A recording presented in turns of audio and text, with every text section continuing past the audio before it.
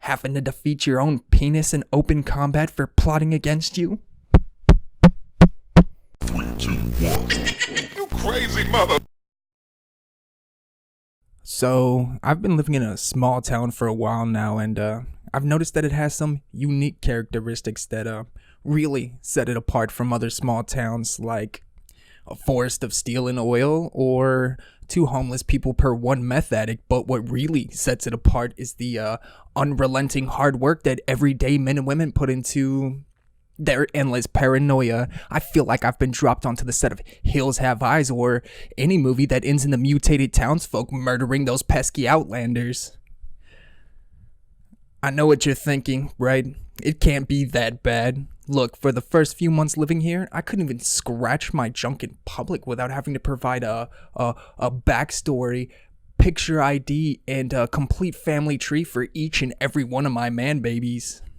And yes, I'm talking about sperm, but if that offends you, think about how I felt standing in line at the DMV trying to obtain 30 million picture IDs for my camera-shy pre-babies while they hide behind their egg-shaped same-sex parents. And yes, my nuts are gay, but don't sit there and act like yours are not. Don't be stupid. Think about it.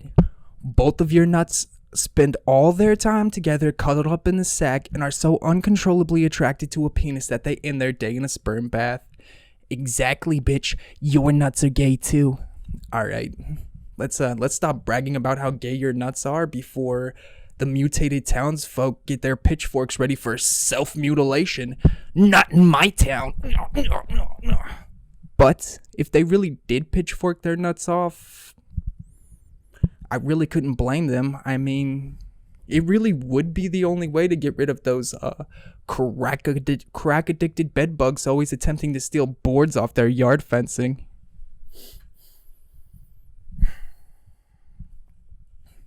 Honestly, though, for the longest time, I couldn't tell the difference between the homeless, the meth heads, or the so-called regular people.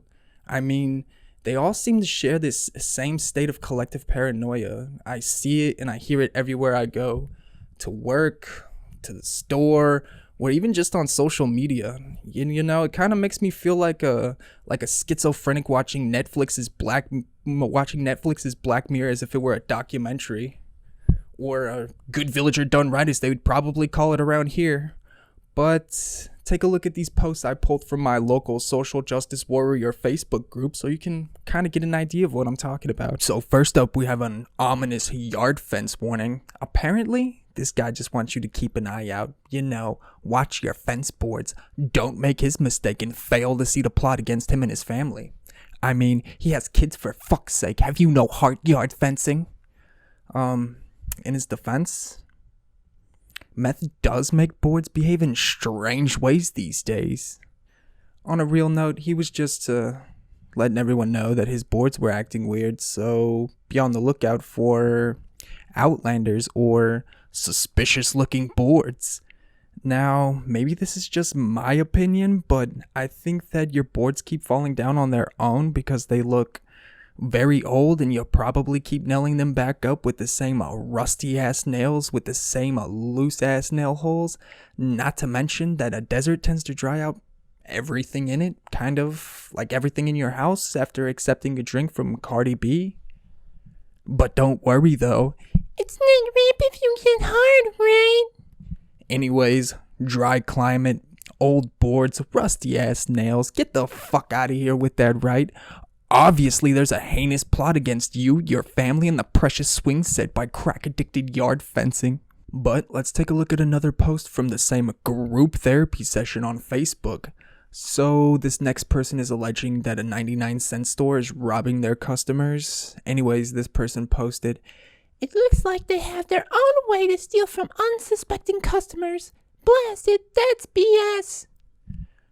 First of all, who the hell says blasted? That sounds like something you say after walking into a truck stop bathroom, besides deciding that you'd rather shit in the backseat of your car than do some kind of Olympic gymnastic shitting stance to avoid contact with anything in that bathroom. By the way, that's why adult diapers are a thing, in case you were wondering, which you probably weren't. But yeah, the 99-cent stores robbing their customers blind. Obviously that's the only way to fund their underground crack franchise, which also happens to be the only way to deliver critical ingredients for McDonald's chicken nuggets. Now, personally, I would just chalk this whole thing up to the cashier making an honest mistake. But no, that's fucking stupid. All of this is just more proof of everyone out to get you. So get woke, bitch. But in their defense, not even the clothes on their back are safe from evil, nefarious plots against hardworking townsfolk. Now, to me, the obvious solution to defeat trifling-ass sweaters or demon pants is to just live naked. But then you leave yourself in a seriously awkward situation. Having to defeat your own penis in open combat for plotting against you. Which brings us to our next post, and it says, "We had a basket of clothes taken out of the washer, took basket and all. Really? Wet clothes, red Westfeld shirt, rock revival jeans, Miss Me jeans with green basket and music clothes." Wet clothes, really? My thoughts exactly. I guess it is possible somebody robbed you of your wet jeans, but like you said, why? I guess drug dealers are no longer accepting cash and EBT? I guess you think walking up to a drug dealer would go down something like this?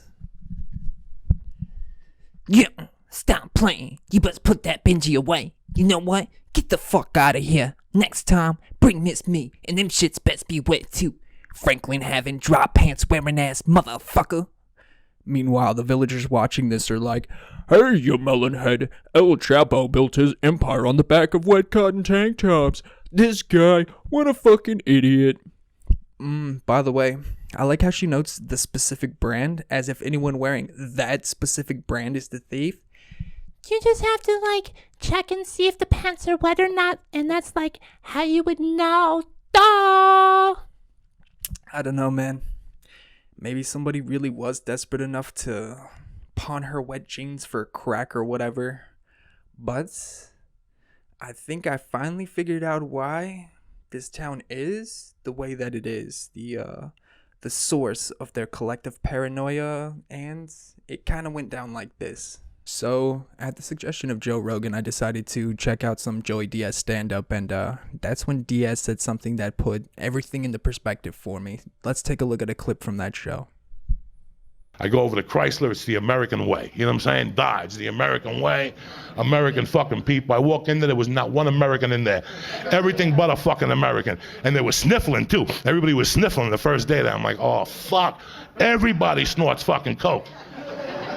Everybody gets high. By the way, I guess Diaz has never heard of cold and flu season. I bet he thinks a doctor's office is the best place to score some dope. Everybody's got the sniffles, motherfucker. Let's be honest here, Diaz. The only accurate thing you can tell from the sniffles is if you correctly balanced a crack rock on a female skin flute or not. Come on, bro. A history of excessive mushroom bruises on your nose does not suddenly make you an expert on human snot. If anything, it just makes your nose the coke-walking king of peanut sniffing. But what I think that Diaz is accidentally highlighting here is the way that ex-addicts vomit their mindset onto everyone else. In their worldview, everything is the result of drug use or the lack thereof. Like I said before, I see it and I hear it everywhere I go. Like, for example, when the ex-addicts at work form a makeshift circle jerk and say things like, "So, I saw this guy the other day, and he was shirtless and a fast walker. A real fast walker. That's how you know." First of all, okay, what the fuck was that? I guess you think that Olympic runners are really crackheads in disguise. You can tell because Olympic runners are real fast runners. That's real shit, man. That's the type of stuff they say all the time. Look, here's another one I heard from him. Another fast walker, huh? Well, I saw this guy the other day and he was mobbing around his yard. And he was shirtless, and that's how you know.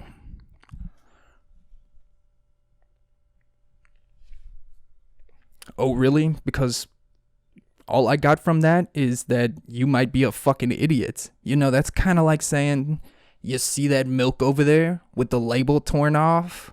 Yeah, that's how you know. If you're thinking, that made no sense whatsoever, you're right. That made absolutely no fucking sense whatsoever. Now, obviously, not all ex-addicts act or think like this, but if you can't walk into a room without taking stock of everyone you think is on drugs, then you might be playing for San Joaquin Valley's Team Rehab and Relapse, so Kaepernick those Nikes up, bitch. Those who just niked up often project their old habits and behaviors onto everyone else and repeat those projections over 1,000,000 times with the utmost confidence. Basically, Team Rehab digs deep and spews their remaining addiction-induced mental diarrhea onto anything or anyone that triggers their repressed need to smoke some crack.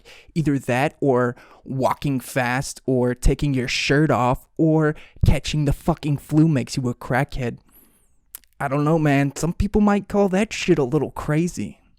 But I guess thanks to Diaz for putting this all into perspective for me and highlighting one side of the daily collective shit show. On the other side of the shit show is Team Relapse, who likes to steal anything not nailed down to stay somewhere between Narnia and Wonderland, while wandering around town having full-length conversations with things from either Narnia or Wonderland. Personally, I like to think that they're in an epic battle defending the townsfolk from mutated lion-headed poker cards, even though it just kind of looks like they're beating the shit out of a trash can as if they were a first-year married redneck couple. I don't know, man. Some people might call that shit a little crazy. And then there's everyone else who is caught between Team Rehab and Team Relapse, catching paranoid schizo projections from one side and hallucinations inspired by magic mushrooms that were distilled into LSD-coated DMT crystals from the other side. Basically, taking two kinds of high-powered paranoia and injecting it right into their veins via beer bong enema. And then there's me, watching Team Rehab, Team Relapse, and everyone else spread deep-seated psychological issues faster than the venereal diseases that probably caused them, which I think is like holding up a help me sign in the middle of an insane asylum for syphilis-induced psychosis while being dry-humped in the face. Welcome to San Joaquin Valley. This place is definitely fucking crazy. Spinning my head.